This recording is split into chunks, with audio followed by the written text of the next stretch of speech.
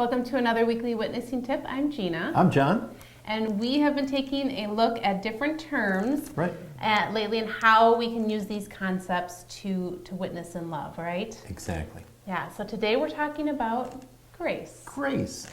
It's one of those things that you can't really understand until you experience it. I was recently talking to a family, and they're expecting their very first baby, and they're super excited, and they have no idea what they're in for. They're just, and so I try to explain to them, at least when we first had our firstborn, it's like a whole, in that moment, new part of your heart just opens up, a new kind of love that you never knew existed maybe before. And I try to explain that. I mean, in that moment now, you're going to protect that child, you're going to provide for that child. And even as they grow up, they don't always keep your expectations. And yet there's something about that love that a parent has for their child that even when they mess up, we love them anyway. Mm-hmm. Yeah, and I suppose our love as parents isn't perfect, right? But it is a pretty good picture of God's love, isn't it? I think so. Yeah. That amazing kind of unconditional love. I think it is a picture. I want you to imagine, though, that you're an orphan, you're in an orphanage, and you just so desperately want to experience that kind of love. If a couple were to come along and they were to say, okay, we'll do this, but it's just going to be on a trial basis. We're going to see if this works out. It would be terrifying. Yeah. It would be so sad because you would try to do everything possible so that they might like you. You want it to work out. You don't want to go back to the orphanage, but deep down, I think you just want them to love you just for who you are. And so I think that's the way a lot of Mormons feel, that they're really afraid, but they so desperately want to be loved. That's a very different understanding of love, isn't it? One Right. is based on obedience, Yeah. and then the other's based on unconditional love. Unconditional love. Yeah.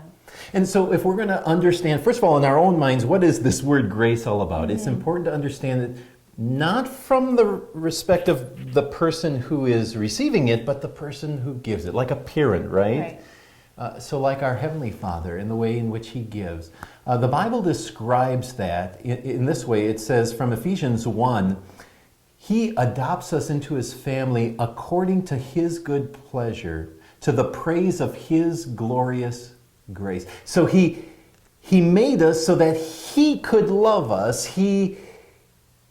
That's just the kind of God that He is. That's the kind of love that He has. And the other thing I think that's important for us to understand when it comes to that love is it then changes our response. See, like that adoptive child, if they're in an orphanage, they'd be afraid, right?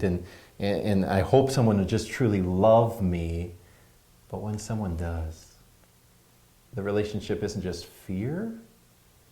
You are now empowered because of that love given to you to truly love back. That's a great illustration of what grace is. So how can we share that message of grace as we witness then? I think just talk about, what is the definition of love, right? And maybe, because it's such a broad word and it can mean so many things to so many different people. Take, for example, when teenagers are dating, they think that love means something. And I think it's often like fear. I hope he or she still likes me, right? And then compare that to, let's say a couple has been married for 50 years, I don't think, hopefully they're not afraid to be around each other anymore.